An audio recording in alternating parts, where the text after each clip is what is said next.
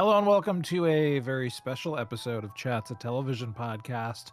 In that we're not talking about television on this episode of the podcast. We're talking about a video game and a card game and how they're kind of connected to each other. I'll tell you more about that in a minute, okay? But first, let me introduce myself. My name is Magellan. It's nice to meet you. Nice to see you. And I'm joined by a magical adept, a herald of hope, an obnoxious octopus. It's Alan. Hey, Alan, what's up? I am obsessed with the game in question's introduction of characters, where it does that. It goes like, a rogue born on the streets who lives only for himself, but will he ever find the meaning of life? And then you're like, type, fuckface. And he goes, yes, fuckface, welcome, well met. Let's see if you can guess what game we're talking about from that. Yeah, see if you can figure it out. Alan, how you been? And where have you been? Oh, beautiful. I have been doing beautifully. I just spent 4 days in New Orleans, Louisiana for Pokemon's NAIC 2025, which is their big tournament for all the different Pokemon games, TCG, VGC, Go, which has a tournament, and Unite. And it was my first time in New Orleans and my first time going to a Pokemon event like that. So it was an incredible, incredible time. I ate beignets. I ate a muffaletta. Oh, you did have a muffaletta. I did. In the same day, in the same meal, I had a muffaletta and beignets. Where did you get the muffaletta? It's called Cafe Beignet. Is the name of the place. Yeah. What'd you think? Was it good? A good sandwich? Really good. I was like, oh, this is so filling, but not like sickeningly filling, you know? Yeah, it's delicious. I love olives. It's my secret, Cap.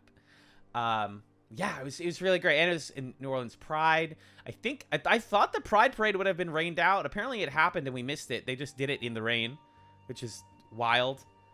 Cool. But we did a lot of, like, we went to a bunch of cool queer nightclubs. We hung out on Bourbon Street. I played a lot of Pokemon, got some cool merch, and got so many Pokemon packs to open later. So the hobby is doing well, and it was really cool to just, that's not much on before the pod, like, meet different people who engage with this hobby the same way I do from different walks of life. It's like, oh, nice. I love it. I love card games. I love Pokemon so much. Very cool. Very cool. Yeah. Well, speaking of loving card games so much, we're gonna. Have you been do well? A I little want to hear about how you've been doing. I'm doing fine. I'm doing okay. You know, it was a little bit rainy the last couple days. Not a problem. Hell yeah. Not a problem at all. And I've been sleepy too. Yeah. Ooh. As Amanda once famously said, you're going to take a big sleepus. Oh, yeah. I love attributing that to her because I know that you seeded that into her brain and you guys have fused.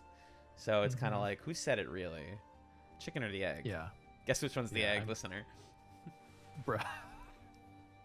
Happy Pride. Happy Pride. Anyway, okay. So we, as we alluded, it wasn't really an illusion because we said it outright. As we stated, as we announced, that's good. That's a good verb. At the end of last episode, this is a special. We like to do these once every 5 episodes. I chose the topic. I wanted to discuss 2 things that are related. One of them being, oh yeah, what are you holding up? My face is in the way of that. Let me move my face. Get out of the way. Who's that little guy? Is that Sephiroth? Oh no. Oh no, it's not Sephiroth. I know. It's Morbid Opportunist from the video game Final Fantasy VI as a part of the Magic the Gathering crossover with Final Fantasy that just came out. Oh my gosh. And astute listeners of the podcast may know that my TCG of choice is Magic the Gathering. I've been mostly playing it digitally, but playing it a lot for the past year and a half or so. So I got a chance recently to play at an event for the new Final Fantasy set. Alan purchased one of the Commander decks, and they played with it at a Commander night last week. So we want to get into that set and talk about it. And heck, if we're going to talk about this Final Fantasy VI deck, we should probably talk about Final Fantasy VI. So we played a bit of the Final Fantasy VI Pixel Remaster, which you can get on all sorts of platforms. We both played it on the Switch, but actually, you played it on the Switch too. Let me not diminish that. And I played it on the Switch One Classic. And we're going to talk about that. So I think we'll talk about the game first, and then we'll get into what we think about the cards and how the cards kind of evoke the game, and then we'll end up getting into a more purely mechanical conversation about that deck, and how it works, ways to make it work better, that kind of thing. So let's start with giving people the lowdown on your Final Fantasy VI, or not Final Fantasy VI, but Final Fantasy in general experience, and then we'll talk about six more specifically. Sure. So I've been into Final Fantasy as a franchise since I was very little. I know the first one I played was the remake of 3 on the DS back in the day, which is a great first entry if you've never played a Final Fantasy game. It's a sharp remake. It adds a lot of good quality of life stuff to what's otherwise a very good game. Then they did the remake of 4, which I played, and I didn't like as much because 4 is a game that was, when it localized to the United States, they made it a lot easier and took out a lot of content. But in the remake that came out back in the 2010s, they brought it back, and it is very hard. It's a very difficult JRPG with a really good story and great characters, as they all do. But teenage Alan could not beat Final Fantasy IV and got to the last part and was like, I hate this. So then I took a break from the franchise for a while. I was familiar with all of them. When I was a kid, I was obsessed for a while with Final Fantasy XII on the PS2. That was my favorite, and it's still my favorite numbered Final Fantasy game. I think it is really unique, both in how it incorporates like traditional fantasy tropes and MMO combat in a single player wrapper. And I recently, a couple years ago, played and journaled about my playthrough for scanlinemedia.com as part of like a letter writing series where I played through FF12, the update for the remaster for like PS4. So I love 12, and then otherwise, my big one was Final Fantasy 14, the MMO RPG, which is also represented in the Magic set. I played FF14 from 2017 to probably 2024. I still have an account. It's not active, but I'd like to go back to it someday. I just kind of felt jaded with the game and my progress in it, but I have really good memories in that MMO. It's probably right up there with World of Warcraft for one of my favorites. Otherwise, I've done a lot of the side stuff. You know, I've played Tactics. I think Final Fantasy Tactics is my favorite story in all the Final Fantasy games. It's a beautifully told story. It's a pretty challenging but fun game to kind of break, you know, when you get really good at it. And just the vibe of that one's incredible. And I'm sure I could think of like 15 other Final Fantasy spin-off things that I have engaged with. And I played the 7 remake, the first 7 remake. I started the second one and got really bored, Rebirth, because it's open world and annoying. But I would like to go back to it eventually. But and I've like messed with 7. I have played 8. I love 8. Yeah, I played a lot of Final Fantasy is what I'm thinking, Magellan. I think I've played almost all of them. I've dabbled at least. So yeah, that's my history. What about you? Much lighter. I think my first exposure to Final Fantasy, we were talking about this recently, was on Screw Attack or Game Trailers or something, some video of here's every Final Fantasy game and like what they're each about. And I remember that content sort of washing over me at the time and being like, yes, there are entries and they are different. Yes. And that's all I know. And I definitely have seen you playing some of the games. I had a friend in middle school who I think also probably had the DS, one of the DS remakes, and I was at his house and he was trying to explain to me like, well, there's black mages and whatever, you can have jobs and da da da. It's like, okay, cool. That's cool.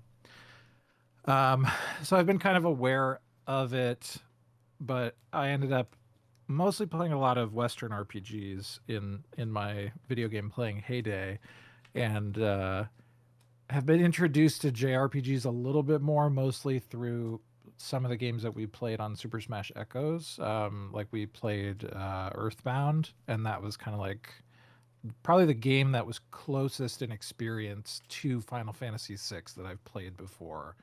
Um, and like we played one of the Fire Emblem games, so Played Awakening. yeah, we played Awakening. So like I've had some gaming experiences that are Final Fantasy adjacent to how some of the Final Fantasy games work, and then you and Justin from Super Smash Echoes also got me playing Final Fantasy 14 for a little bit last year. Yeah, so it's sort of always been like, oh, I bet I would like something Mm-hmm. here. Mm-hmm. There's over a dozen games. Everybody whose video game opinions I trust has one that they like, so I bet I'd like one. And when the Magic set came out, I was like, I'll start playing one. I don't know what's good. What do people like? Oh, Alan's getting the six deck. I'll play six. And then I was like, oh, this is pretty good. We should talk about it for the show. So here we are.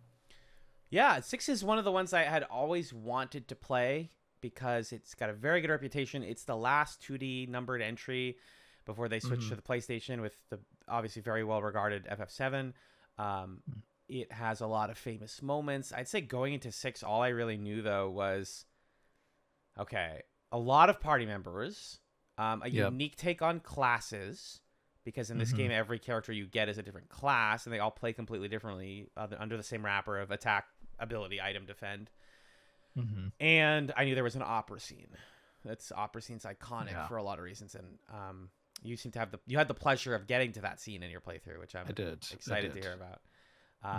Yeah, I didn't have as much time to get to the Pixel Remaster because this playthrough came in right when I was getting ready to leave. We started our prep for this for New Orleans, so I played it like on my plane ride to and from, like back completely. I would take brief breaks to take a nap, but otherwise just like blitzed it and played a bunch before I left. So in terms of progress for how far I got to the first point where the party is separated, or the group of people is separated. And I did two of the three separations. So there's one where it's Terra and Bannon, the leader of the returners there, and we'll talk about the setup of the game in a sec. I did Locke's scenario where he meets Celeste. I don't know Mm-hmm. if that's the right way to say it, but this game's not voiced, so Yeah, I think it's Celeste. I don't even know Celeste probably actually. makes sense. And then I got pretty Just far in tell us. Saban's part, but Saban's part is very long, and I Super was like, long. Yeah.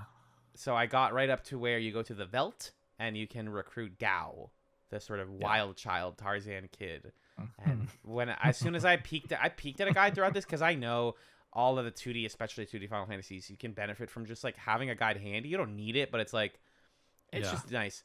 I really want to talk about like some of the stuff I learned from the guide, but one of them was like, okay, so you should spend the next hour running around the Veld and just like getting Gao all of his abilities because the way he gets them is like any enemy you see or fight or encounter he can use their ability, I think is how it works, Mm-hmm. which Mm-hmm. is nuts. But also he won't stay in your party. He will take the rage and then permanently leave your party, but then he'll come back until he permanently Mm-hmm. stays. It's like weird. Mm-hmm. This is what something I love about this is, the first couple Final Fantasy games are like, okay, this is your party of people. 1 and 2 especially are like, these are the people. And then 3 is like, these are the people, but they can be whatever you want them to be. 3 introduces jobs. 4 is like, okay, everybody has their job and they do their thing. And sometimes those jobs change based on the story. Rydia becomes a different job. The main character becomes a different job based on what happens in the story. 5 I Mm-hmm. didn't play. Not 5 is a very underplayed game. There's a guy named Butts in it, I think, though, which is fun to me. And then 6 is like, okay, yeah, these are the people. They all do their weird little unique mechanics. And every time you get a new Mm-hmm. person, just like collecting people. Some of them are optional. In the time I Mm-hmm. played, I realized that Shadow is technically optional, although he's Mm-hmm. amazing, and Gao is fully optional. You just can't. You can Mm-hmm. just like go straight to the next area and not even worry about Gao, which like is pretty Oh, interesting. you can. I think, or That's maybe not fully optional, interesting. but it's like you can't. There is a lot of ways for people to come and leave your join and then leave your party a lot. Yeah. Yeah. I don't know if you can just fully skip him, but the guide was like, anyways, whenever you're done, go north to the cave, and you don't whether or not you did all this stuff. So I'm not positive, but Yeah. yeah. Tell me about your experience with Final Fantasy VI. Yeah. It's an interesting game to start with, I think, in Final Fantasy because the sense that I got, I watched like a 6 hour long full series retrospective, and one of the top comments was like, my Tinder date said I could pick the movie. Which I thought was a pretty funny, Hell pretty yeah. funny comment. Um, but the sense I got from that video is that in some ways Final Fantasy VI is like very different from the games that came before it in the series. And so it's like really well regarded, but it's not representative of that 2D era so much as it is kind of like taking what's really engaging about those games, but then doing something different or like Yeah. undercutting the things that maybe were not as engaging. Um, and I think I also came to it from a kind of Western RPG sense, and I had to sort of remind myself of this difference that in a Western RPG, there's a lot of emphasis and value placed on you as the player get to make choices that Mm. affect the plot, as opposed to, that might vary game to game, but in some JRPGs, it's not necessarily that you're going to like change the course of the narrative. You are playing the role of the characters in the narrative, and you get to make more mechanical decisions about like, well, what powers do they have, or what job do they have, or this or that. But you're going to play through, like in Final Fantasy VI, you're not changing the course of things. You are enacting the story. Correct. Um, but when I sort of like reframed that is what I'm doing here, and then you can, if you want, like change your name to Buttface, but otherwise you're doing the story. Um, it made it it made it really easy to enjoy the narrative. I felt like it was a very well paced, pretty quickly flowing story, and there were some places where I kind of wanted it to be crunchier in the way that I knew Yeah. some of those older 2D games were, and this is a Hmm. big difference between it and other ones. Because from what I understand, Final Fantasy V has like the most robust and one of the more well-regarded job systems in the Yes. series, Hmm. and there's pretty much none of that in Final Fantasy VI. Like you said, everybody has a different thing going on, and everybody's thing is not super deep or complicated. They're just all kind of different from each other. So what you're getting in Final Fantasy VI is a story that's like laid out for you. Every character has a pretty clear personality, and they're going to play those personalities out. And mechanically, at the character level, you don't have a ton of options, especially early in the game. But once you kind of come to terms with the fact that that's where you're at and that's what this experience is about, um, it ends up being pretty enjoyable, I think. So I really had a good time with it. But those are, I think, the two kind of biggest ways that it's It's different different. from other 2D Final Fantasy games. Yeah, it's experimental, right? It's Yeah. also experimental in even how it tells its story. Although Terra is on the face of the deck that I have, the Terra, the Reclaimer deck, I think is what's it called? There's like a full name for the deck somewhere. The the deck's called Revival Trance or something like Oh, I that, think that's maybe. correct. Yes. Um, And her card is called Terra Herald of Hope Herald of Hope.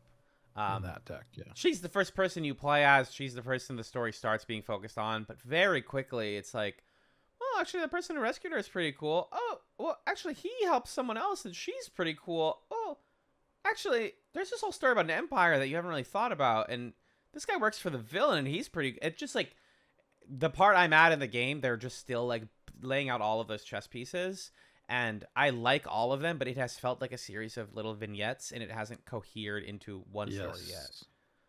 Yeah, it's super episodic, I agree. And it gives the feeling of like a Game of Thrones or something where you're like, "Oh, this is a Locke chapter. Yeah. Now I'm going to do the Sabin chapter." Mm-hmm. Um and it's going for this like huge ensemble story. I think it's probably the biggest ensemble in any Final Fantasy game, I would imagine. I think so. Because there's like, I think there's 12, somewhere between 12 to 15 party members in the game. And yeah, pretty quickly you start as Terra, but then you bounce around. She like gets knocked unconscious, and then you're Locke, and then you go over to this part of the world, and you have a scene with somebody else. And like you were saying at the top of the episode, the game makes it really clear when somebody is like an important character by kind of pausing everything, putting them center stage, giving them a little introduction paragraph. Um, and so, even though Terra's a protagonist, or maybe she and Celeste are deuteragonists or Yeah. something like that, Yeah. um, but every character who would become a party member gets equal weight in terms of how they're presented to Mm-hmm. the player as like, here they are, you get to name them. Anyway, let's continue. So it has that feel that it's really expansive, and it's episodic in the way that it tells the story, especially at the beginning of the game, because it's trying to show you here are all the corners of the world and the Yeah. different kinds of characters there can be. Because also another thing that's I think starkly different from previous entries, this world is a little bit more of like a steampunk kind of. I wouldn't exactly say that it's steampunk, but it's more technological than medieval. Yes. And it's this world where it's kind of like post magic, and people are trying to bring magic back into the world through these like exosuits and genetic engineering or something nefarious like that. Um, so there is a kind of need on the part of the game to show you all these different characters in all these different places that you can understand what's at stake, what's going on, what does this Mm-hmm. world look like. Um, which yeah lends itself to a more fractured story, especially at the beginning. I'm excited to get the party fully together. It's not to say like Mm-hmm. the game doesn't really start until that happens. Like all of the little vignettes are fleshed out, and you know, Yeah. I mentioned that I've been like consulting a guide, and one of my favorite things that the guide always recommends you do is like as soon as you feel like somebody's segment is gonna end, just like strip them naked. Yeah. Don't get because although the game is very clear to be like this person can use this or that or the other thing, your inventory is kept no matter who you're playing as. So like Yeah, which you're is playing as nice. Locke, you can give him the best stuff he has, but right before you fight the boss, only give him a weapon and then make him naked, because then you get to give all that to the next person and make the game easier for yourself. I think underneath this like pretty creative story premise, there is also fun little ways to tweak the gameplay that are not Mm-hmm. customization like you were saying, different from a Western RPG, but are more like you can make the game easier or harder for yourself in little tiny ways. You know, things like the Yeah. formation system. People in the back line can do magic okay, but like have less accuracy with attacking, but take less damage. So somebody like Mm-hmm. Shadow should just stay in the back because he just throws things. You don't even need to use him to attack, but he also has a counter system with his dog, and that's his mechanic. Um, Mm-hmm.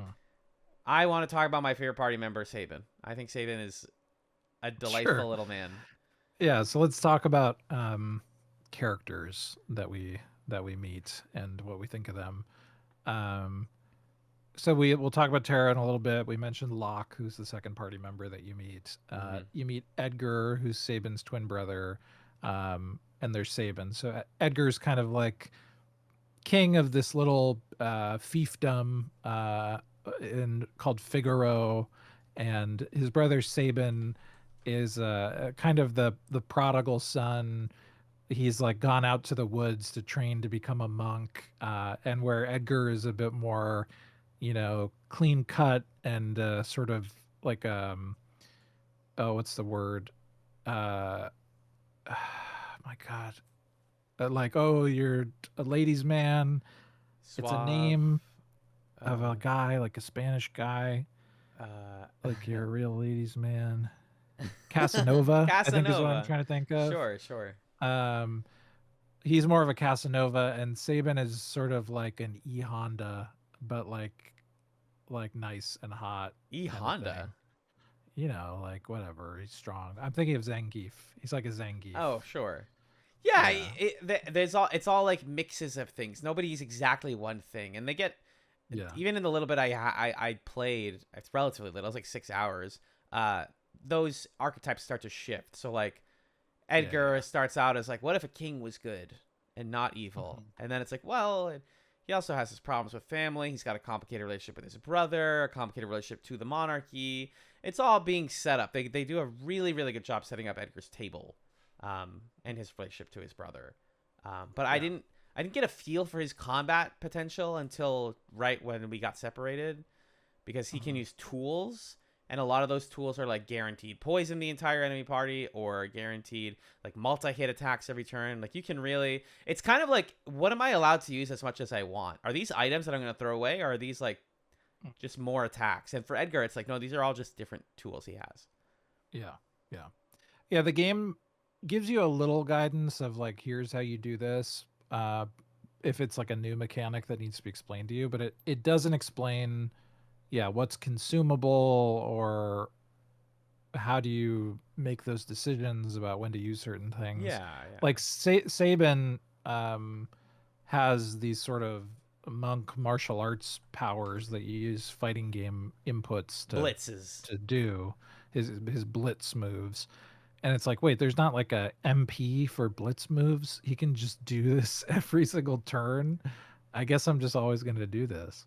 Um, Well, especially because so in the it Pixel yeah. remaster, you can't fail them. The downside is because the game has Uh-huh. an active time battle system and time is a resource in that. That means like for people who have no idea what we're talking about, instead of your Mhm. turn, their turn, your turn, their turn, every party member has a meter based on their speed that fills up, and then they can take an action. And the enemy also has those, but they're invisible. And so with Sabin, you're like his usefulness is based on how quickly and accurately you can do his blitzes, and they get Right. more complicated as the game goes on, but the couple we have right now are mostly like 4 to 5 button prompts at all, and in the Pixel remaster you can fail them and it'll just restart it and you can keep doing it, Right. which Whereas in takes the away some of original, the pressure. if you miss an input, it would the The move ability would just wouldn't miss. happen. You'd lose his Yeah. ATB would reset. Yeah. What do you think of ATB as a system? I'm pretty used to it, having played a lot of these. I get it. Hmm. It takes a while to get used to. Sometimes it can just be really stressful early on when you're like, I only need to hit you one more time. Why do you get to hit me twice? That doesn't seem fair. When it Hmm. works in your Hmm. favor, it is such a cool thing, though. It becomes such Hmm. a mechanic that becomes in the player's favor over time. Yeah. Because I remember doing Celeste's tutorial, which is like when you learn how to use her runic sword, which absorbs magic, and I just had to keep restarting that fight because the enemy was just hitting me faster than I could do runic, which again like means that when the enemy does magic for the next turn, she absorbs it and heals instead of it damaging you. And it's like if I don't get that, she simply dies and I have to start over. I cannot make that better for myself. I'm not missing Yeah. a mechanic. I'm not missing a secret to it. But like when you have a full party of 4, which I'll eventually have, that's not something you have to be so stressed out about. You can just kind of subconsciously think. That's why none of them individually are that complicated. It's about Hmm. using them all at once and remembering, okay, Blitz is about to be up, so I want to use Blitz on this guy, and I want to make sure that's less runic. He does runic, but that means that Locke should heal, and then if he steals next turn and it succeeds, that means that Terra can attack. You know, so you start to play the ABCD of combat with everybody. Yeah. But so ATV works when you have more tools at your disposal, but when it is as simple as it feels turn-based this early, right? You're like, I wait and I Hmm. attack, Hmm. then he attacks, then I attack. That's like not, it doesn't feel meaningful yet, but it's a Yeah. mechanic that builds over time. Hmm. Yeah, I would agree with that. I don't think I've played a game that uses ATV before.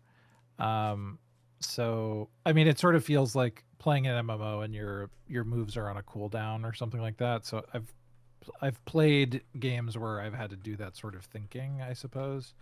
Um, but the retrospective that I watched made an interesting point where he was like, "Look, if ATB was good, more games would use it, but nobody does it, so it's not good." And it's like I could see the case for that, but I agree that I ended up at first I found it kind of annoying, and I found the combat too simple, so I was automating a lot of fights.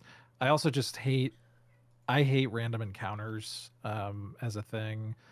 It's like one of my least favorite things in video games. Mm-hmm. Um, so I was automating fights for a while, but it started to click for me like you're describing when you have more party members, when especially you haven't gotten here yet, but when you reunite everybody, Mm-hmm. you have a moment kind of like the The intro. Moogle intro thing where you have like three different Moogles in the cave, and it almost turns into like a tactics game where Yeah. you're moving your parties and you can toggle between them and move them to block enemies and stuff.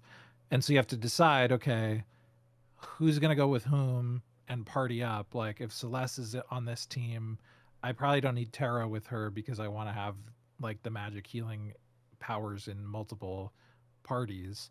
But like I don't want to split people up too much and then it's too thin. And then you're dealing with the ATB system where it's like, okay, I'm gonna have this piece and then that piece, and then but now this time around it's a slightly different order, and the pressures are different, so that's gonna change my calculation. Right. So it was those moments where I was like, okay, this is actually pretty cool. I'm enjoying this, but I think the game takes a while to trust you Mm. to do that. It has to give you these kind of clunky like tutorials where it's like, stand aside, Locke. I'm gonna use the power of my runic blade. Like it basically takes the story, hits the brakes on it, and goes, the next fight is literally only winnable if you completely nail the way this character's mechanic works. You will not progress. Yeah. And those parts are annoying to me as someone who likes more integrated tutorials. And the game also delays like a pretty significant aspect of the Espers. RPG. And yeah, the espers, which are kind of these essences of like summonable creatures that you can equip to party members, and as they gain levels with the espers equipped, they learn magic spells and I think get like some stat boosts or something. But you don't get those until over 7 hours into the game. And that's kind of like the in the absence of jobs as something that you can customize, really like the most significant leveling customization choice is with the espers. Yeah. And the game is sort of like, ah. And so I was also following a walkthrough, and the walkthrough was like, hey, try not to level. You don't want to. Because like, you want to level with later. espers, not without them. Yeah. Yeah, those are just the realities of like this era of JRPGs. There's little things that you're like, if I was an average player doing this for the first time, I would never have known. The one that's like the most famous annoying example for me is Final Fantasy IV, which is the one that introduced ATBs. Early on, has a item hidden in a staircase in one of the first game castles that allows you to cast a spell twice in one turn. It's called like double cast, and if you miss it, it is a missable item. That's another big thing in the 2D games. It's like, oh, that's just gone forever. You can't double cast ever. There's no other way to get double cast, and it's like when I remember as a kid reading a walkthrough of FF4, being like, all right, now double cast this, and I was like, I just can't. So the game is just harder, and it's already so hard, and that stuff pisses me off. And this game has that, especially with the item. I'm sure you saw this in your guide about the item chests and how they evolve. Every chest in the game, what's in it changes depending on where you are in the game. So you're incentivized to never open anything the first time you see it, but to come back later. And then, it actually has that thing that had a potion in the first 5 minutes now has an Omega Rod in it. And you're like, how the fuck? How was I supposed to know that? There's a fair amount of like doubling back to a place that you've already been within the first 6 hours or so of the game. And when I was following the walkthrough, it was like, okay, now go in here and open this chest. It's gonna have this thing in it, and then I go in this room in this cave, and the chest is already open. And you're like, wow, fuck! I didn't know that was a thing. Yep. Yeah. So it's funny the way that this game mixes, like, it wants to really make sure that it's telling you exactly how to do certain things at certain times, but then, which I think is also an artifact of the time, there's no indicator of, okay, what was I doing? Like, there were some, when I was playing, some days where it's like I put the game down for a day and then I open it back up and it's like, I don't remember where am I, why I'm here, what was I trying to do? Right. Okay, I guess I'll go here. And it just sort of expects you to like bump up against every possible wall until you accidentally walk through one of them. Like metaphorically, I mean, not literally. And then you're like, oh, I was supposed to buy the meat at the shop to feed to Gao. Got it. Okay. Couldn't have which known. When you figure that out, that was one thing that I figured out, and I was like, oh my god, I'm so big brained. I'm a genius. But when you don't figure it out, it's sort of like, what? Yeah. Why did you think I was gonna know to do that? It's a good thing that the game doesn't always give you the whole map. It like locks you behind mountains or like things that don't open, because sometimes when I didn't know where to go, I would just wander the map and get exhausted by by encounters. And I'm like, Yeah. if they gave me the whole map, I would never, ever, ever know where I'm going. I feel like I'm Yeah. fucking Zoro from One Piece. Like, where am I? What do I do? And they have to Yeah. literally have characters be like, and then we're going to go east from here. And you have to remember that. And I like that stuff. I like when the game trusts you enough to be like, we know we're going to tell you where to go once. And you're going to pay Yep. attention because you're reading the dialogue. But there's a part I just did at the middle of Saban's after Phantom Train, which I'm so glad I got to do Phantom Train. What an iconic moment in video games. Where you have to jump off of a waterfall. And I was like, how the hell was I supposed to know at the cliff to click jump off? They didn't say, like, let's jump off of this. But you just click A on a cliff and it goes, it literally says, would you like to jump off the waterfall? And I was like, yeah. Because I didn't. I went around. I got lost and I hit every mountain around the border. And I was like, I guess I don't know where to go. And then it's like, no, yeah, you jump off the waterfall and then fight fish on the way down. What? Absurd. Yeah. Yeah, I just wanted to briefly shout out Phantom Train. It's another famous part I forgot to mention. So Saban, whose abilities include doing an aura beam, doing a rapid punch so far, and then doing a suplex.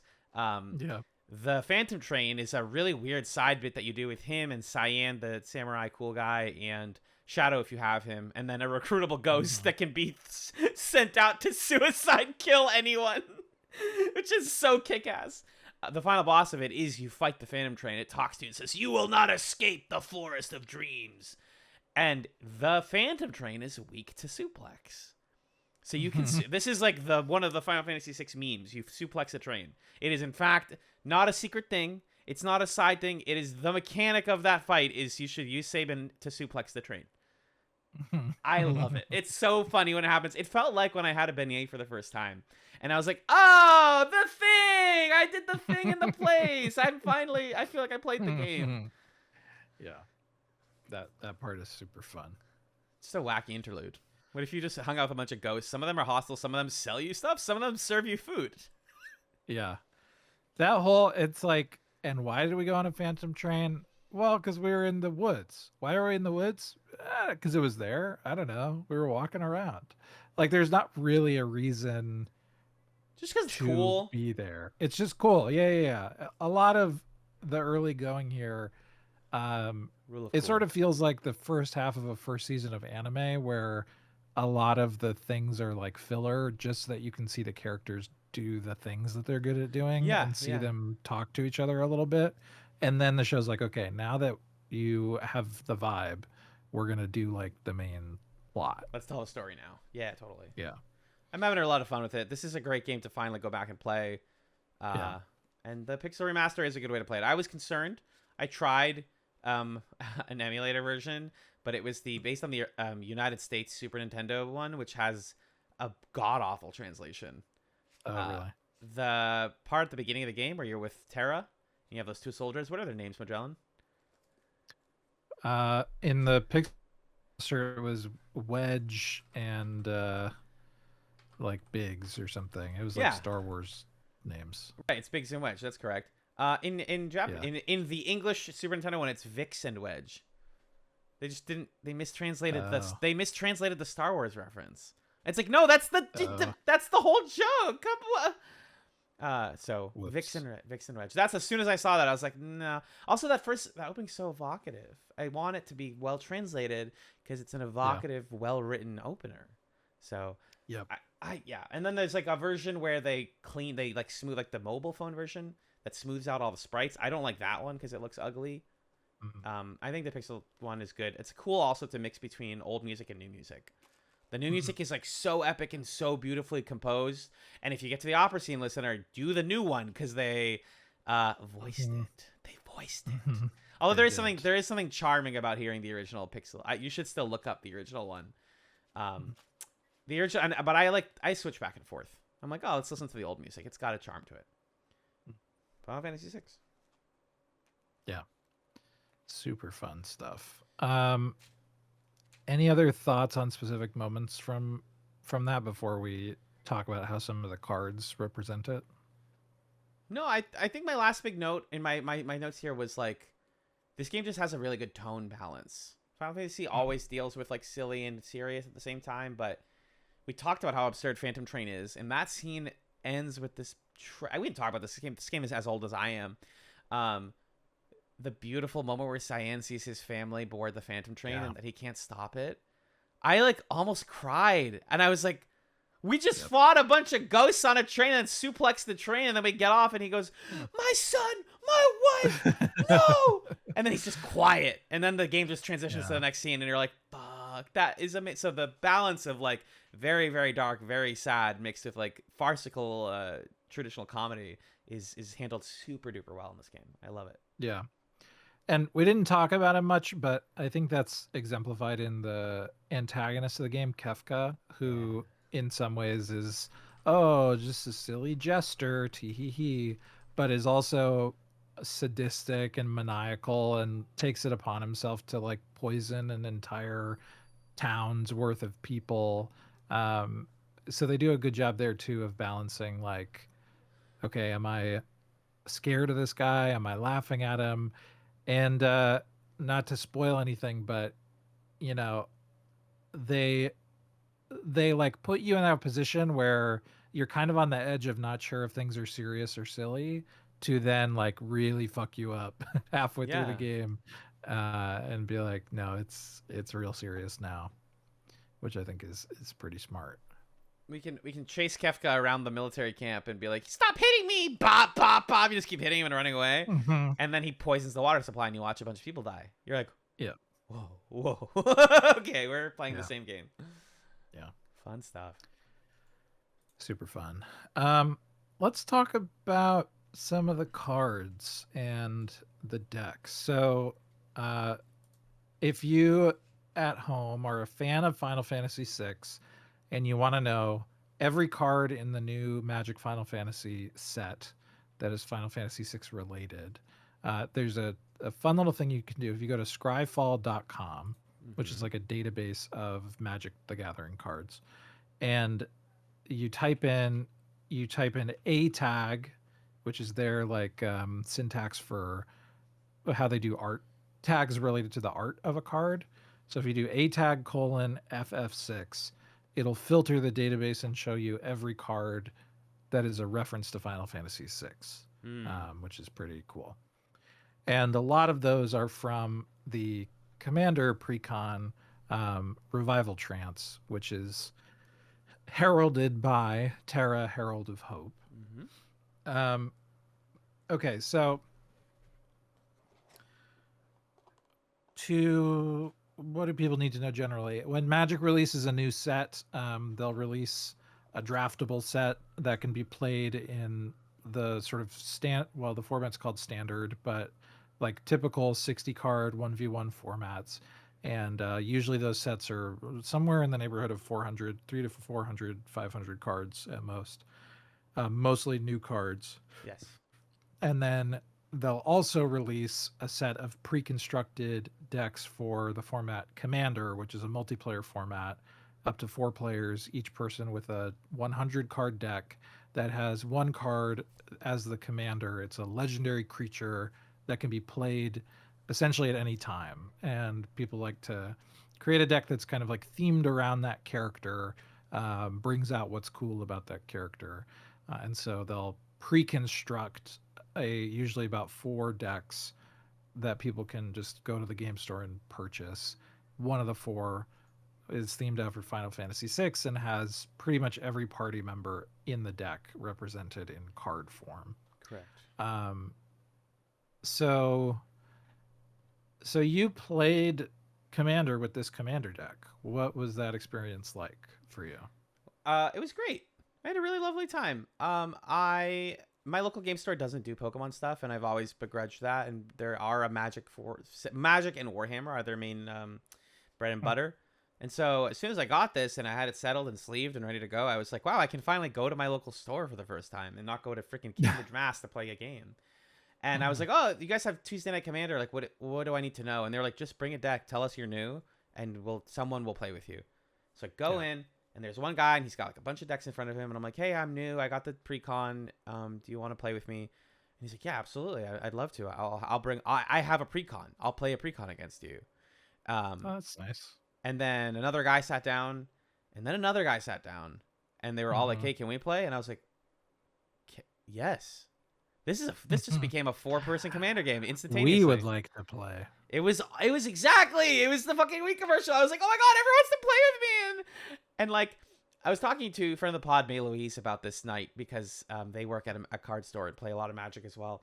And I was like, it's really interesting how political Commander is as a format, at least for me. And they were saying like, the thing you need to understand is that it's similar to politics. Like, not everybody approaches their Commander format the same way that you do.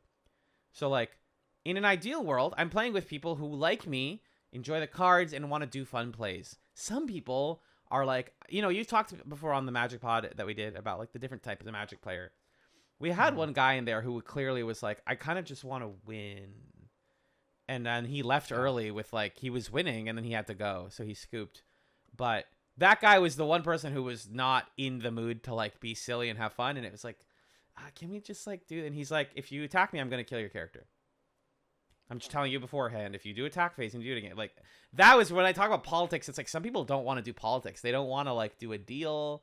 He's like, no, I will kill you. I won't negotiate this. Whereas other people are like, okay, I mean, you can attack me so that Terra can activate her ability, but like, next turn when I attack, you have to let me go for HP. And I'm like, should I take this deal? I don't know these people very well. Are they lying? And it turns out I was being lied to every single time. By the end, I was like, you got more out of this than I did every single time. But I really love that stuff. That's like the deck and the Commander format. I guess my segment here is just about like my experience with the Commander format. It's very expressive. It's very like, I just want to do cool things with this deck, And for me, that's where the fun comes from is, can I make a fun little combo, especially because Terra's deck is Revival Trance is all about putting things into graveyard and then casting them out of graveyard or summoning them from graveyard. In and out and in and out and in and out, and making yourself powerful, but your board is never too busy because it's always being recycled. And so I would say like, hey, can I do this so that I can then just do the ability? I don't care if it's a good play. I just want to like do Bannon's ability. And they'd be like, yeah, sure you can. But like, depending on who you play with, that might not be good sportsmanship, which is something I did struggle with, was like, I'm here to have fun. It doesn't seem like everybody's here to just like fuck around and have fun. Yeah. But the deck is fun. It's really weird and silly and fun. It's got great early game potential. It's got devastating late game potential. I think the mid game is very hard with Terra. Because by the time everybody else has set up their board and like, got their attackers out, you usually are losing people faster than you're bringing them back. And that makes it hard to like maintain HP. At least I was. I'm not a perfect pilot. I'm still so new, but I felt like I couldn't keep up with the curve pretty quickly. And once you kill the Terra commander, like the deck falls apart pretty fast. Right. So, but I had a lot of fun with that commander night, and I would love to practice this deck more and talk about replacements, and then go back to another one. Yeah.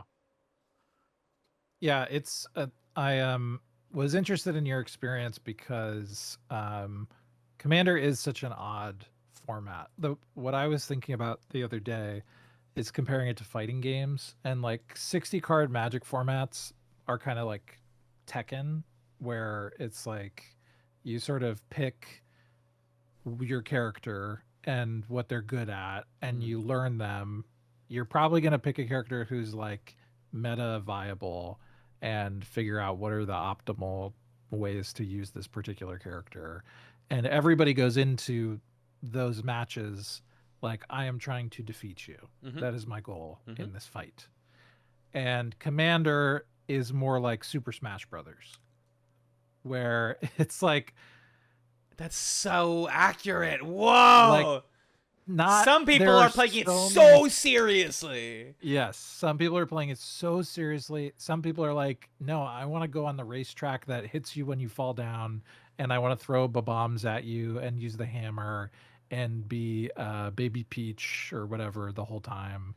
And those like players with those different motivations, they're going to end up in games together and be kind of frustrated about that, unless there's kind of like ample discussion up top or a sort of norming around what are we doing here? Like, okay, what are we trying to do? And there's also, I think, a bit of that Super Smash Brothers thing of like, please, I just want to do a Falcon Punch. Just let me do one Falcon Punch. I want to do it. It's like my cool thing. And then you guys can beat me up. But please don't beat me up until then. So the politics of it are interesting, and the ways that there's there's kind of like a tacit agreement to let everybody do a little bit of their thing before you mess with it. Yeah. Otherwise, people are grumpy about it. Um, but it's, you know, I think the precons create the expectation for a new player. Like you see Terra, the commander, and you're like, okay, so I should be able to do this every turn Yeah. because this card on it is essentially the blueprint of like what My the deck deck. is supposed to Yeah. do. Yeah, exactly. Um, and it's really interesting to me like the dissonance that that creates Mhm. in the actual experience of the game, where everyone knows that everybody wants to be doing that, but you also know that if you let everybody do that too much, they're gonna win, and you Yeah. don't want them to win. So finding that balance is a very social, ultimately like a very very social um, and tricky thing to navigate. Mhm. It's yeah, Yeah. that's you nailed it. Everything you said, you really nailed the metaphors of this deck and the metaphors of playing Commander as a format. I think in the long term, as I get better with it, I would go to more Commander nights. But I kind of want to like play with people I know, because it's kind of also like D&D if you think about it. Like we're all here to do our Yeah. thing. I'm my guy, you're your guy. Let's all engage in the spectacle of playing a big Commander game. Who I don't Hmm. actually care who wins. I just want to like engage in a cool story. And to me that's like drastically different from Pokemon, which is more fighting game, Yeah. which is more like this is the deck I play, I get good at it, I do my reps and then I win with it. Yeah. And I can do creative things with it. It has player expression within it, but it's my deck. I tweak it as needed.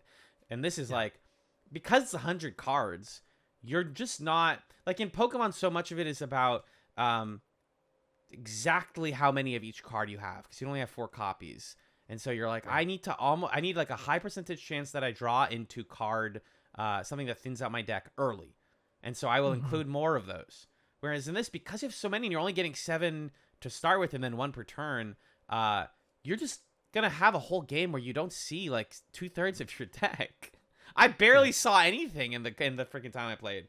I've like Yeah. thumbed through all of it. I've seen every card, but in the game I played, I had like a couple of cool attackers, and then I milled a shit ton of stuff because that's what you do, and that was kind of Mm. it.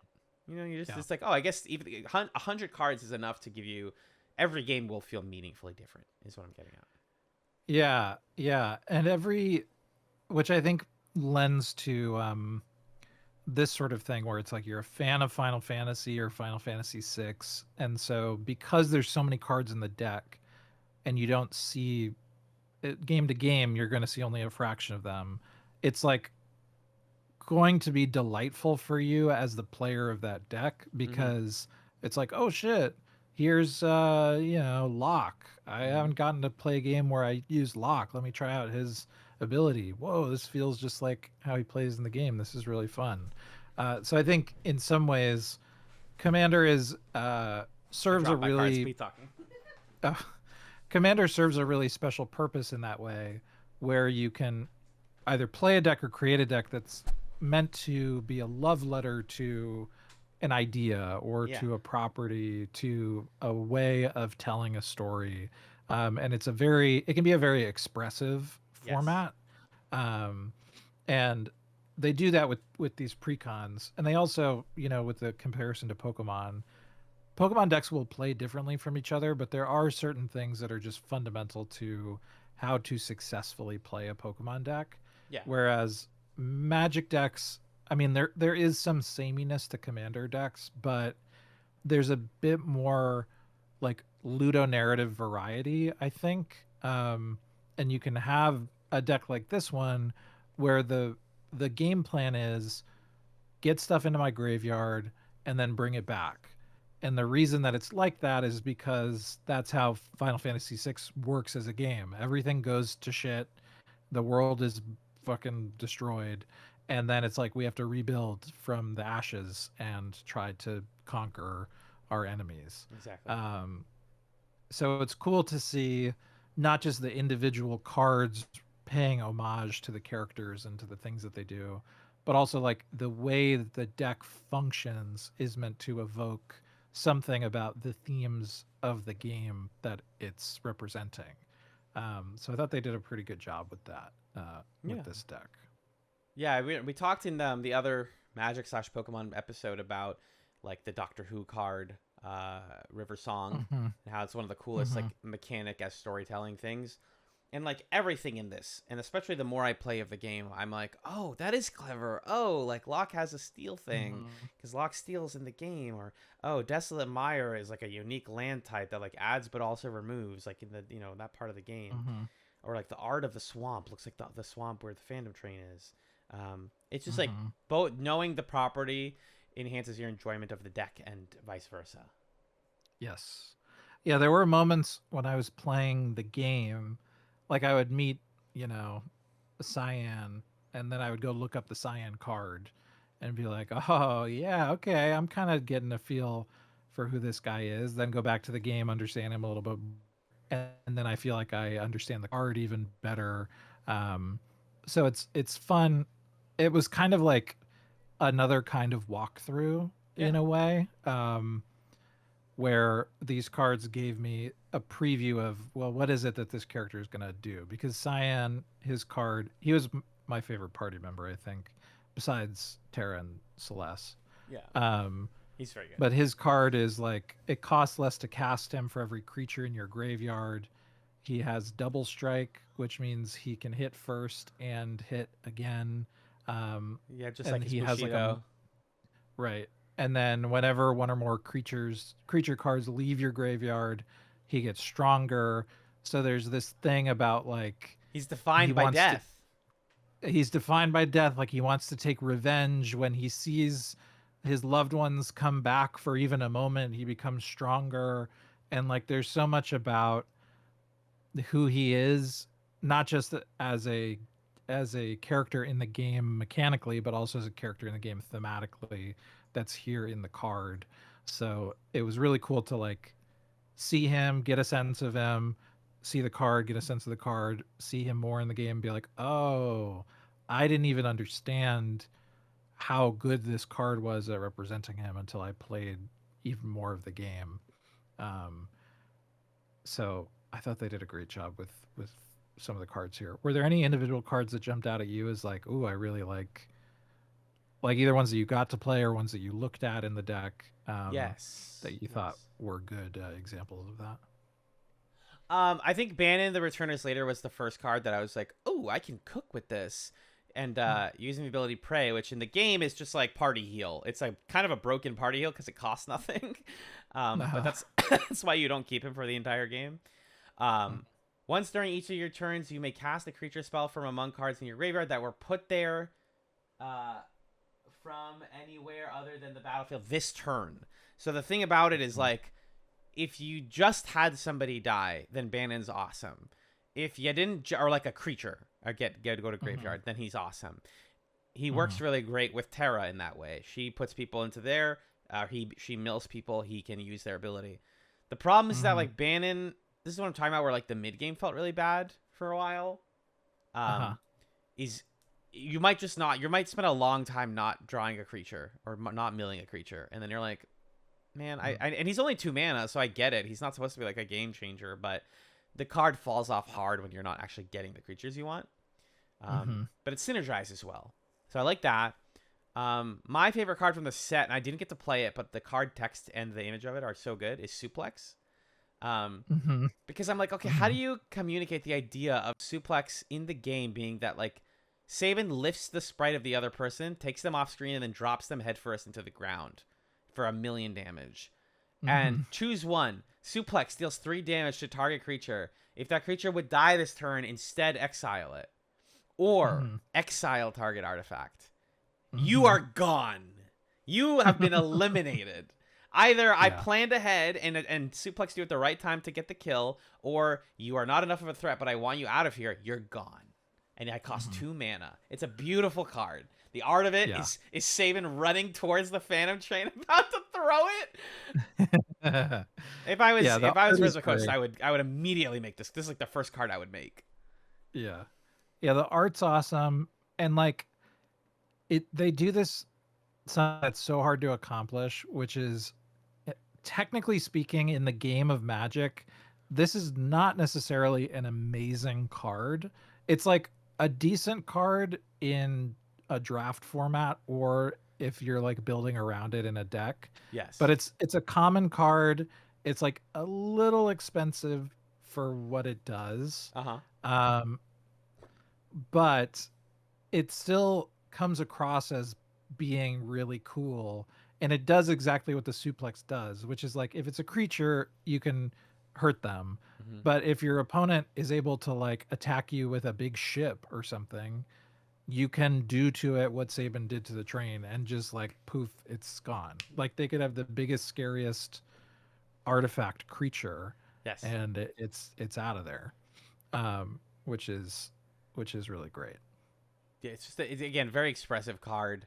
Um, there were a lot that I didn't get to play that seem really cool. The other Terra card, not the Mm. commander, Magical Adept, seems really weird. When it enters mill 5, this is Terra Magical Adept. So when Terra enters mill 5 cards, put up to one enchantment card milled the way this way into your hand, and then for I believe that's 6 Four mana, and a red and a green. Yeah, six. exile Terra, and then return it to the battlefield transformed under the owner's control. Activate as a sorcery. Seems interesting. Yeah, and then on her other side is her she has another side to the card. She becomes the Esper version of Terra. Okay. And she can like make summons stronger and then create a bunch of mana, I think, on the last turn that she's there. Um that card is really cool. I think that version of Terra actually might have some viability as a competitive commander Yeah. card, and not just kind of like a fun casual card, because there are there's some ways that you can like cheat the her trance flip thing and make it Uh-huh. cheaper. Um, she makes the summon creatures that are throughout the set really strong. There are lots of enchantments that you could get out of your deck with this card. So Mm-hmm. I think it does a better job of representing Terra as a character, in my Mm-hmm. opinion, than the precon version of Terra. But the precon version has to like be, I don't know, it has to be more accessible and not like a ridiculous 5 color card, which that Terra is. Which So Magical Adept is, yeah. yeah, which makes sense. Yeah, Herald of Hope is fun when you can do it, but you have to be attacking every turn to do it, which is tough, especially early game when you're like, I don't people are gonna let me, but like, do I attack this early? It can be good setup. It's not always great. And it is sometimes your only setup. And the problem is when a commander or another player gets mad at you and they kill Terra pretty easily. She's a 3/3, not invincible. Right. And she costs more to bring back. You're just kind of fucked for a while. And this is how I fell way behind in HP. It was like, I can't Yeah. do anything. Your deck becomes borderline useless for a little while. Yeah. I think kind of a way that Wizards misleads people with how they design commander decks is you look at a commander deck and think like, okay, cool, my commander, I'm going to have them on the battlefield all the time. Yeah. And more accurately, the way to think about the card is I'm going to have this card in my hand all the time. Yeah. And that like totally changes I the see. extent to which you can rely on. But like this deck is built around the assumption that Terra is going to be out there making the thing happen. Yeah. And any Magic player who's trying to beat you at the game will be like, all right, well, I'm just going to I just remove kill her her. so you can't do your thing. And so then a lot of what you end up having to do if you want to make a precon more viable is either building some redundancy into the deck so that you can get that effect in other ways, or like making it less reliant on the commander, or building in ways to protect your commander's ability to do the thing that she wants to do. There's like different ways that you can Mm-hmm. make it a little bit more efficient, but Wizards kind of with precons, I think they're content to leave you thinking like, oh, cool, I'll just have my commander out, and I'll get to do That'll always her thing. work, and I can just do it. Yeah. Another so I watched a couple videos about like replacement guides. Some of them came out before the game was out or the set was out because they released the set list early. But all the good ones came out like right after, and I haven't had a chance to watch too many. Every single guide I watched recommended cutting every Kefka card from the precon, which is a bummer because all of them kind of acknowledge like Kefka Court Mage, Laughing Mad, Kefka Dancing Mad, Kefka Palazzo. These are like really fun, really expressive, crazy cards. Ruinous Ultimatum is bananas. For what is that? Like 9 mana, destroy all non-land permanents your opponents control. Like incredibly rich, characterful idea that just like you're not gonna play it. The game, your mana curve will never be such that you can just do Ruinous Ultimatum in this deck. So it's cool that it's there. I like having the card, and I will be removing it from my deck as soon as possible. And that's just a bummer. Yeah, that was another thing that I think was interesting about like the difference between the design goals of this deck as like a product versus as a thing that you are going to play, because a lot of the time when there's a commander set alongside a standard set, what the commander decks are trying to do is show you like, here's a faction within this world and what their deal is. So like when Bloomburrow came out, it's like, here's the squirrel deck, and there's sort of like a squirrel witch lady, and all the squirrels are in here doing squirrel shit.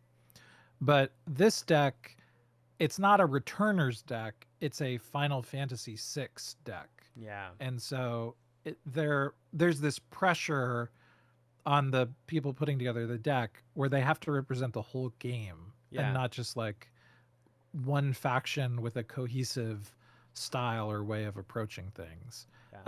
So yeah, you have these Kefka cards that don't play nice, or like all these big monsters that you can't recur with Terra's ability because she can only bring back things with power 3 or less. Yeah. So if they hit your graveyard, it's like you're not getting them back. Yeah, you're not getting them back, which is just like an anti-synergy in the deck that as like a thing to play with feels bad. Correct. But as like a set of cards that you spread out on your bed, is awesome. Yeah, it's like, whoa, it's Kefka. Oh my god, here's the giant from that town.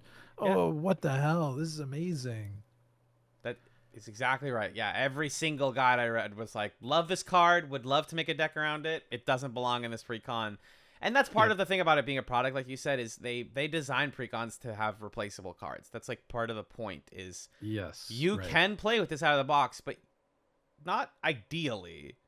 And part of the enjoyment for me was asking the other players and thinking about like, what do you guys think I could cut from this?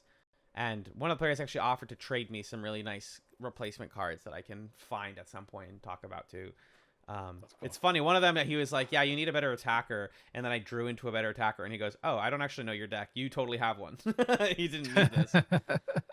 Because I also got a collector's booster pack, which at first I was like, man, I didn't get anything good. But like, these are very tradable collector booster cards. So I can like supplement the Terra deck with stuff that I traded out of this collector booster to other people pretty easily. Also, what I'm learning is that cards that look really cool are not always worth a lot of money in Magic. Yeah, it's pretty random like that. I was like, oh, I have Prompto from Final Fantasy 15. It's full art. Everyone loves Prompto. He's my gay icon. And the guy was like, yeah, it's 50 cents. Why? And then I asked him about like something like Elixir, and he's like, yeah, that's $25. And I'm like, what defines value in Magic? I kind of like that, because in Pokemon it's always like the Pokemon is cool, or the trainer card features a woman. Boom, $100. That's it. Or cool or cute is how it works. Yeah, in Magic it's kind of like, it's a mix of utility and scarcity is really what it is. Yeah. Last big card I have from the deck that I wanted to bring up as a potential to replace but interesting card was Edgar Master Machinist. Once during each of your turns, you may cast an artifact spell from your graveyard. If you cast a spell this way, the artifact enters tapped. And then tools. So whenever Edgar attacks, it gets plus X, plus 10, plus 0 until the end of turn, where X is the greatest mana value. Oh, wait, this actually is not. This is the tool one. I'm thinking of the other Edgar card. The one that does vehicle stuff? No, that's Setzer. Oh, you're absolutely right. The other hot guy from Final Fantasy VI. I do like the Machinist card. I didn't play it much, but I'm thinking of the Setzer card, which I The can't. Setzer card, I didn't put in this list because I like just got to him in the game. Oh, That's a funny thing, by the way. I'm excited. When Setzer enters, create the Blackjack, a legendary 3/3 colorless vehicle artifact token with flying and crew 2. Whenever a vehicle you control deals combat damage to a player, flip a coin. Whenever you win a coin flip, create 2 tap treasure tokens. It just does stuff that there's not really vehicles in this deck. Yeah. There's not coin flipping. Yes. So he doesn't really fit, which is kind of funny because in the game he doesn't really fit. Like the party, he is the reason that they're at the opera Yeah. because he sent a letter to the opera that's like, I'm going to kidnap the star of the opera because I am in love with her. So the party has Celis pose as the opera singer to get onto his ship and steal his ship. So he's like Blackjack. the Blackjack, that's right. So like he as a character doesn't really vibe with the rest of the crew. So it's kind of funny that his card Just kind of is does its also own thing. doing it's doing its own thing. But you can replace him with a card that could do something that the deck wants to do, which is probably what you should do. Yeah, he's a highly replaceable. I only know about Setzer because he's in Kingdom Hearts, Oh. but not in the way you think. Everyone should go play Kingdom Hearts 2, one of my Oh. favorite JRPGs as a kid. Interesting. It's really weird the way they handle him. Yeah, that's pretty much all I ran into in my game. Those are all the big ones. I bet it could be fun to split a lot of these cards and make 3 decks. And it's like, oh, my 3 parties. Ah, You know? Terra, maybe a Kefka, and then like a Setzer deck or something, like a coin Something flippy like that. deck. Yeah. Yeah. Because all the work it takes I did make Setzer happen in my game. It's just so much work to do all of that, and all of that is for tokens, like treasure tokens. Like it's just not. It didn't feel good. Yeah. Yeah. Tapped treasure tokens is pretty funny to me as a thing. Yeah. Because they realized that treasure tokens are too good, so they started making them come in tapped. And it's like, okay. That's silly. Now they're useless for a whole turn. Yeah. What else do you want to talk about? Yeah, let's see. There's some reprints in the deck that I thought it was really fun the way that they Final Fantasy VI-ified them. Because Commander decks usually have mostly reprints. Or not mostly, but, well, yeah, like a fair portion of reprints. This deck, the Final Fantasy decks have more original cards than usual for a Commander precon set. But they had a fair amount of reprints. So, like, the land Rogue's Passage is a often reprinted card in Commander decks. It's a land that taps for a colorless mana, or you can pay 4 and tap it to make sure that target creature can't be blocked this turn. Oh. And they stylize it as the passage that you escape through at the beginning of the game when the old man like saves Terra and Locke takes her through the passage. Right. And it's like, wow, that really is a Rogue's Passage in the game. This That's so deck has good. weird lands. Yep.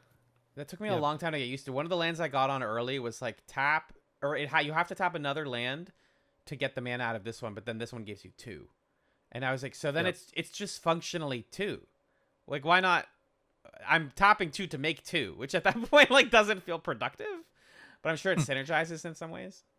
It's to filter your colors so you have the colors that you need in case you don't have, like, Fetid Heath is a filter land like that where you use either a white or a black mana to feed into it, and then you could get 2 white, 2 black, or a white and a black, so it like gives you back if you need something specific. I see.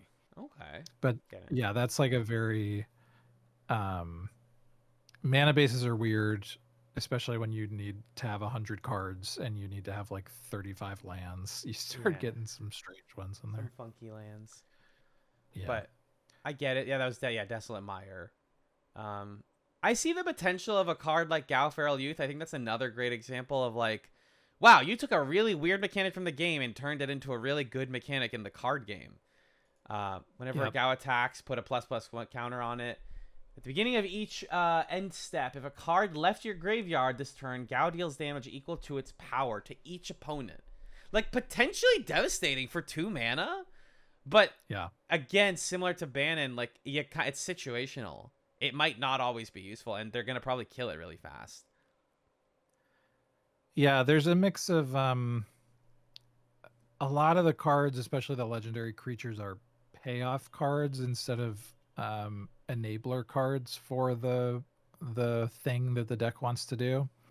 And so it's like, okay, this would be cool if I could get the payoff of Gao or Edgar or Bannon or whatever, but I Yeah. need cards that get stuff out of the graveyard. So uh so if I were to like because we both watched the Command Zone Uh-huh.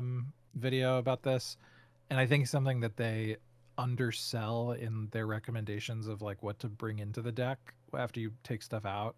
I think there just need to be more cards that bring stuff back Bring from stuff back. the graveyard Yeah. to make this good. See if I can find the card that somebody gave me thinking it would be useful in this deck. I don't think I have it here. But yes, it's always like get an attacker that can actually do stuff, and then get stuff that takes things out of your graveyard. That's exactly what you want to focus on, which I appreciate. Yeah. And I think the other big thing I would say is there's too many cards. It's only 22 out of the 35 creatures that Terra can recur because the rest have more than 3 power. Anybody that has more than 3 power, it's like, get out of here, bro. You need to leave. Not We should useful be in this able deck. to recur every creature with Terra because like you're probably only going to get to do Terra's thing a couple of times. Mm-hmm. So you want to be able to do it. Mm-hmm. Mm-hmm. Yeah. Yeah. You wrote a lot of really good notes, Magellan. I don't want to undersell how much work you did on this prep. I did. Okay, I have a couple quick card recommendations. Yes, for please. anybody that wants to revise this deck. And it's kind of dependent on like if you want to keep it Final Fantasy E. If that's what you want to do, I don't have as great of recommendations. You should look at the Final Fantasy set and see what's in the colors. But Terra is very similar to a commander from a set called Fate Reforged, which was from like 10 years ago, named Alesha Who Smiles at Death. So what Alesha does is whenever she attacks, you can pay 2 mana, white or black. If you do, return a target creature card with power 2 or less from your graveyard to the battlefield tapped and attacking. So Alesha returns weaker creatures, but brings them in attacking Right. instead of Tapped. not attacking. So she would be a good addition to the deck just to have somebody who's like duplicating what Terra does. And I would also just generally recommend that people look at Alesha deck lists to see, okay, how have people built this commander? What cards from this could I bring into the Terra deck? Mm-hmm. Because my sense is that a lot of the Terra deck lists are going to be muddled by people keeping precon cards or wanting to use Final Fantasy cards, or there might just be more noise than signal. Yes. And since Alesha is an older commander, I think the meta is probably settled around her a little bit more, so you can find useful cards in those lists. So that's a thought. Yeah, I'd be more than happy to replace half my shit with non-Final Fantasy. I understand the like lore enjoyment of doing that, or the sort of obsessive compulsiveness of like I want it to be all one thing. I'd be happy to switch them out. I mean, even like multiple Final Fantasy games, right? Not every card in my deck is from 6 specifically. Right. I like the card Cynical Loner from Duskmourn. So I don't know how efficient this is, but I think it's a cute inclusion.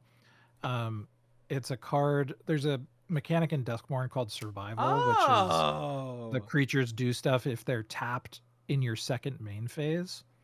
So what Cynical Loner does, if it's tapped in your second main phase, you can search your deck for any card and put it in your graveyard.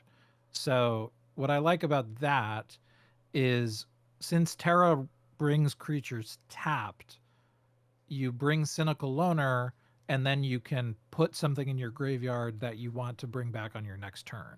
Yeah, it's kind of a two-step process, but it works to give you exactly the card you want when you need it. Mm-hmm.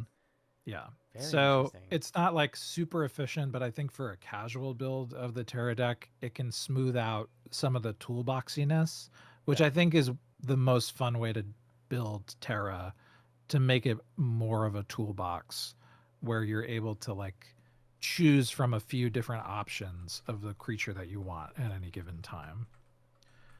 Um, I think I have maybe two more card recommendations. There's an enchantment called Blood Spatter Analysis from Ooh. Murders at Karlov Manor. Um, this is an enchantment that just gives you extra benefit when things come back from your graveyard. So the way that Blood Spatter Analysis works, when this enchantment enters, it deals 3 damage to target creature and opponent controls. Whatever, that's removal. That's nice. Whenever one or more creatures die, mill a card and put a bloodstain Oh. counter on this enchantment. Then sacrifice it if it has 5 or more bloodstain counters. When you do, return target creature card from your graveyard to your hand. So it gives you a little extra mill, and it brings something back if Terra is like not around to do it. So it's just like an extra um, card that can do what Terra does. Yeah, yeah, yeah. I see the appeal.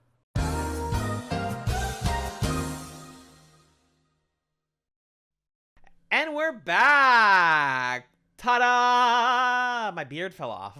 I cast the spell and made my beard fall Mm-hmm. off. And we're dressed differently. God, what a life we've lived in that break, huh, Magellan? Yeah, yep. I played a card to exile target beard.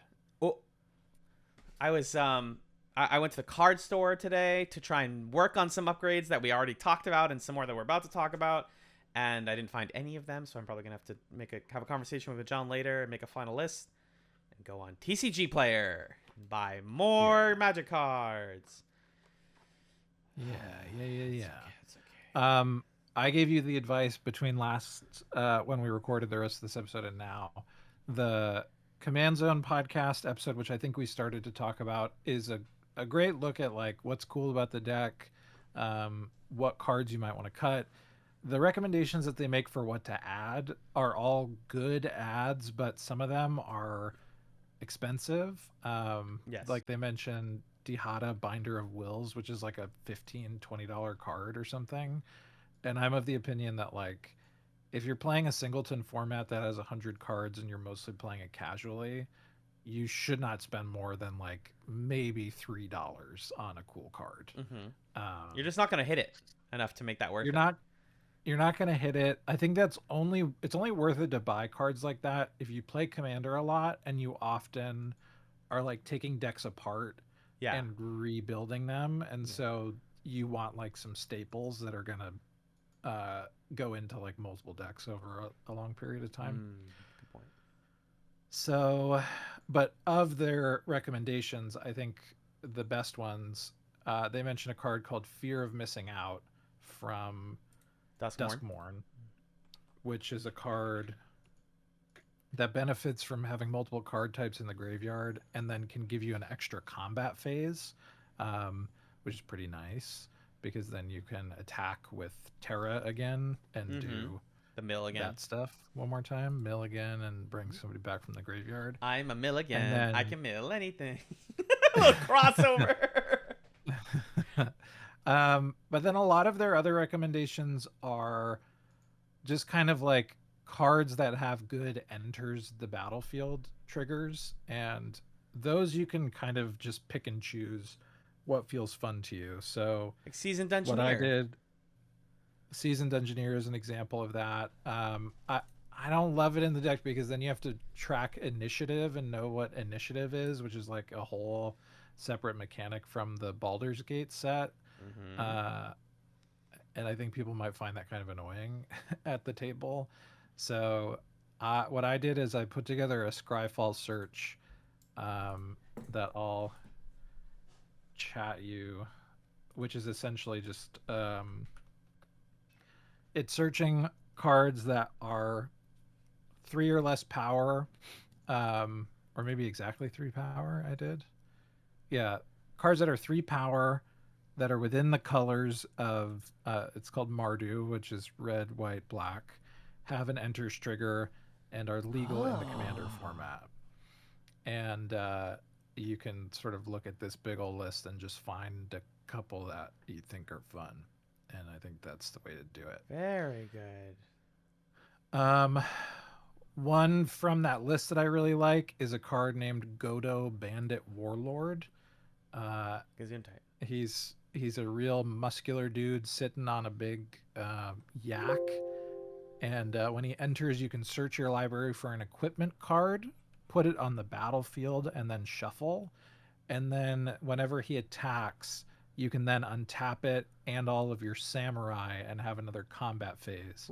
So it Ooh. doesn't untap Terra, but Cyan is a samurai, so Uh-huh. that's fun. Um, and he's a 6 cost card that has 3 power, so you're really cheating the system by casting him with Terra's ability. Fun. Stuff like that. And then one other just enters the battlefield guy that I like is a guy named Accursed Marauder, Uh-huh. um, from Modern Horizons 3. When it enters the battlefield, each player sacrifices a non-token creature, so it just forces everybody to kill one of their creatures when it enters. It's a cheap little thing. What is it called Anyway, again? Accursed Marauder. Okay. Oh, I like this guy. He's He's just a kind little of a gross freaky. looking guy. He's very sorry. That's just like, yeah, useful. Useful. Yeah, but I think the fun way to play with this kind of deck that has this toolboxy potential is to just find some cheap tools and then put them in, test them, and then be like, "Oh, that was fun," or "Oh, that kind of didn't feel worth it for what I got. I'm going to take that card out."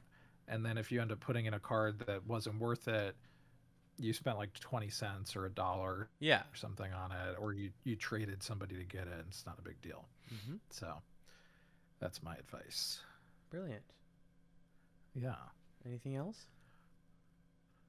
um I had a whole thing about just waxing poetic about the color combination of the deck, and we don't have to talk about that, but I do think it's for people who kind of nerd out about like color pie philosophy.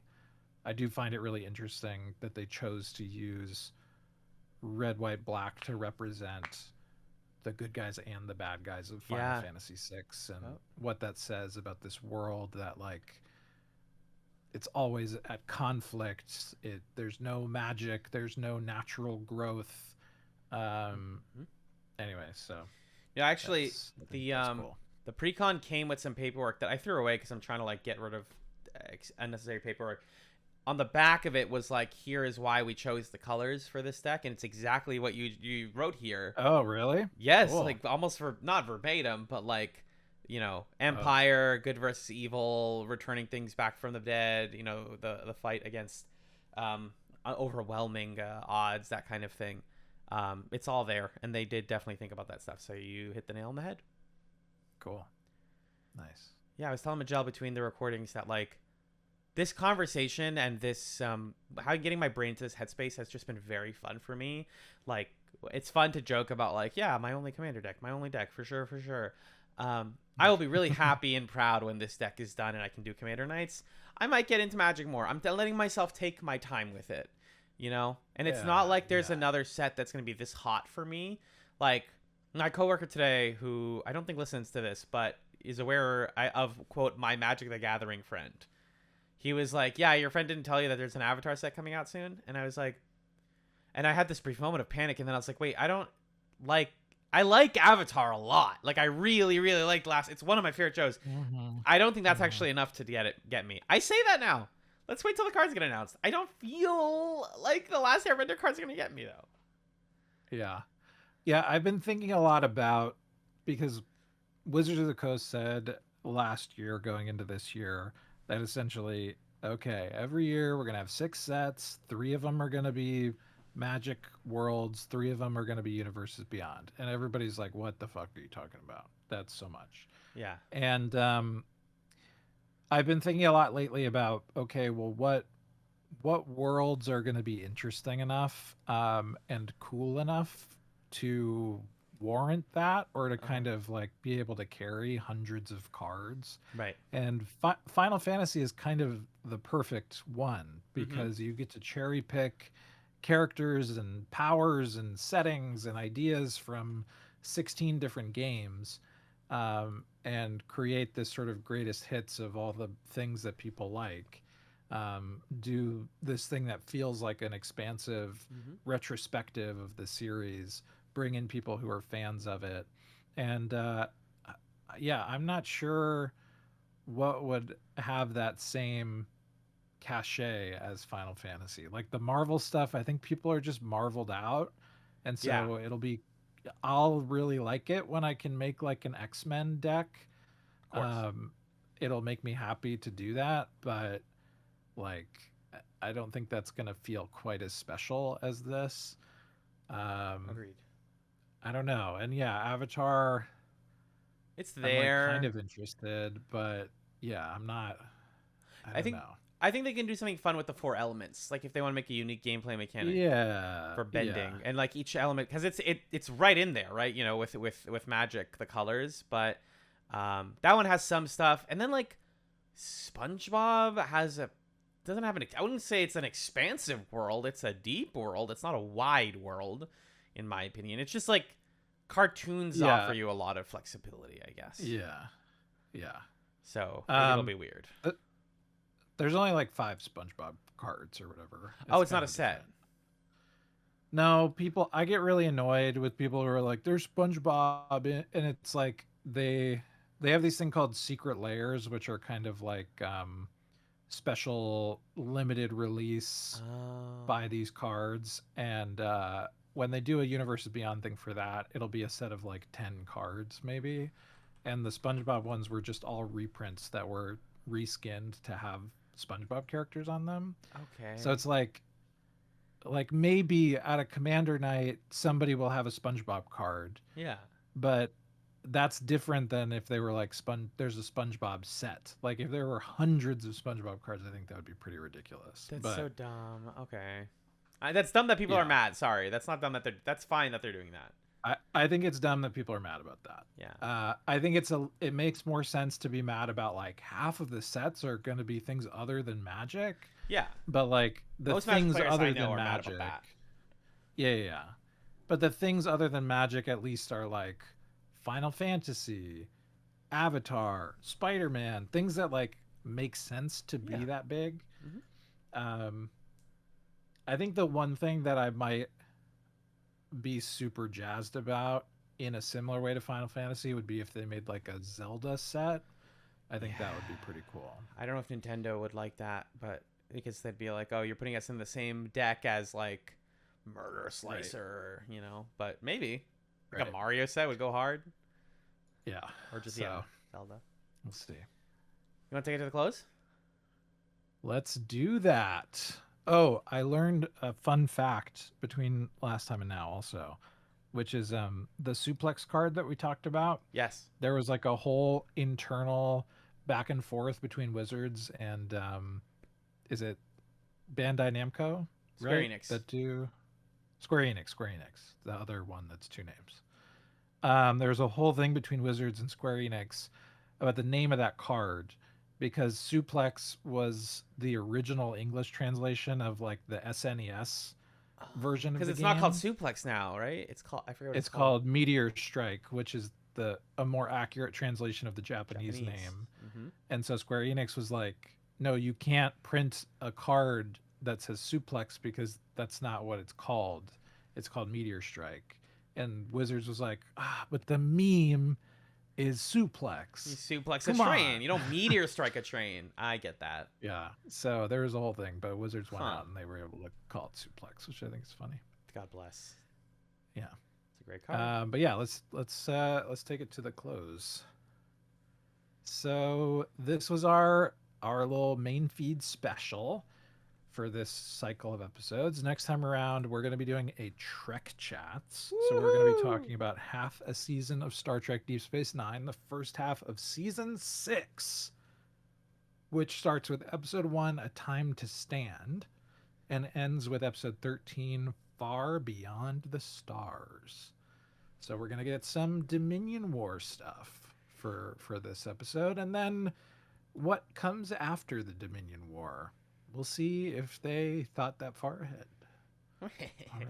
Well, John and I have both watched a lot of the season already, and when we say there's gonna be a lot of Dominion War stuff, we mean maybe, let's say, about half of the episodes that we watched. Yeah, So, a few, quite a few of them. one could say. I'm very excited to talk about it. It's gonna be some bangers in there. We wrap up on a good one, I think.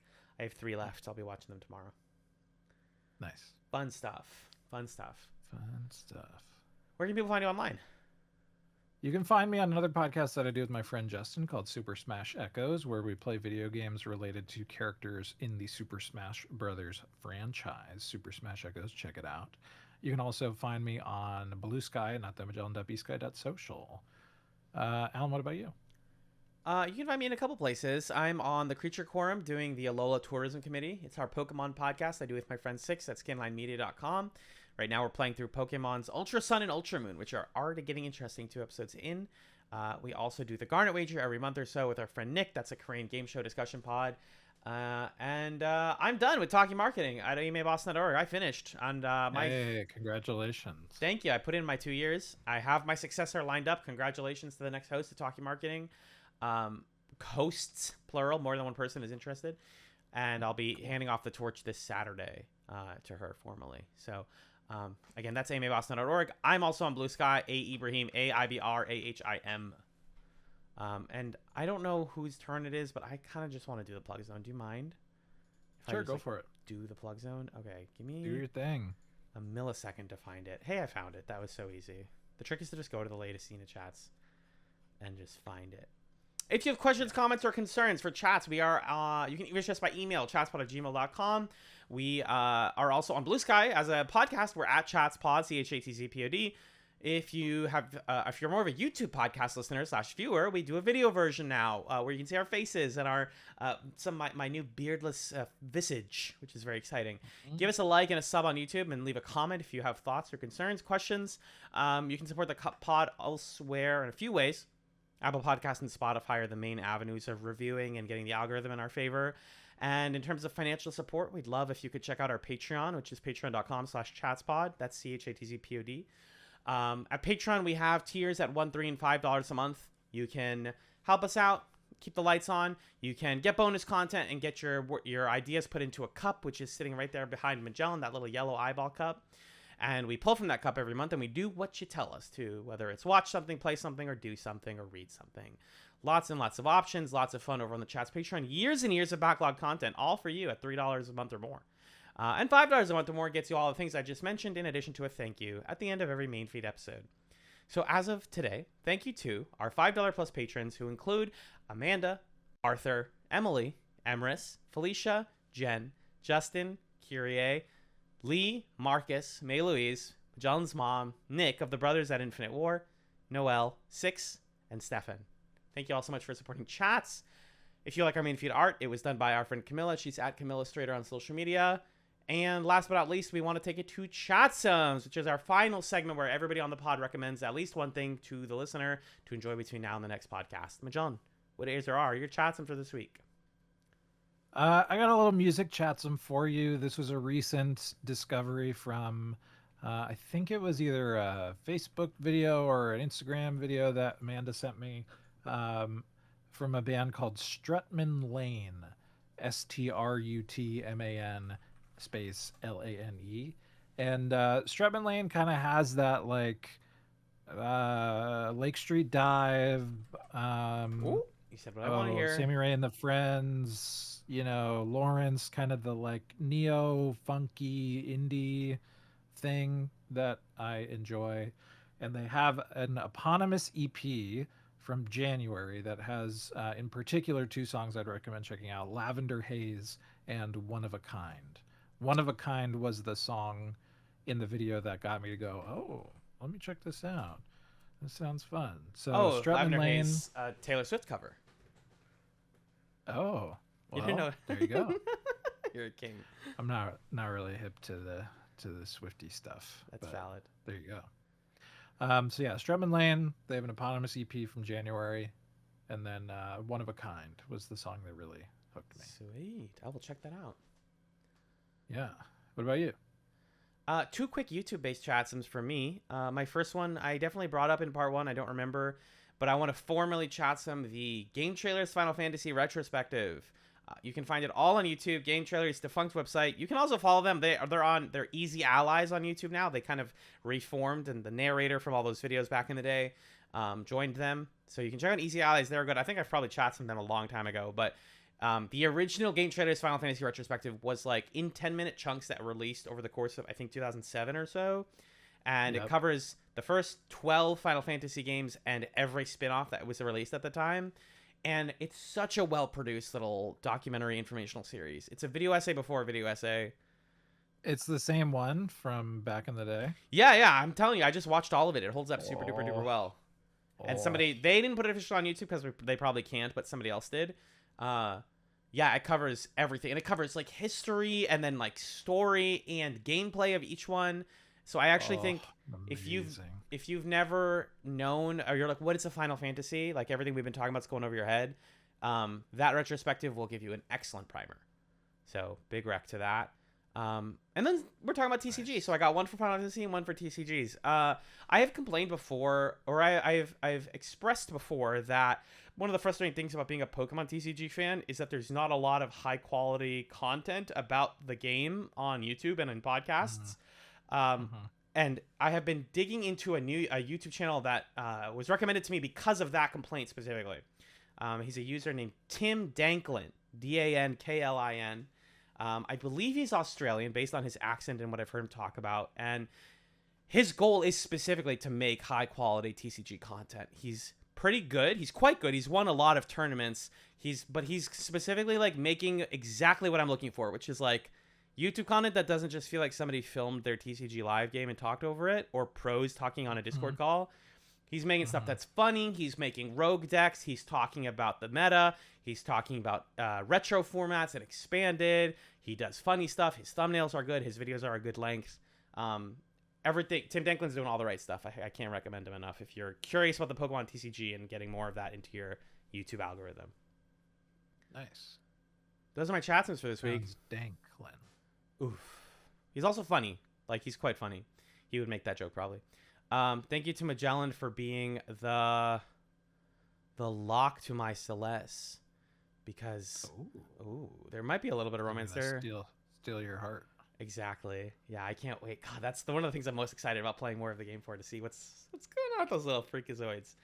And yeah, thank you all so very much for listening to Chats. Peace. I scoop. Bye.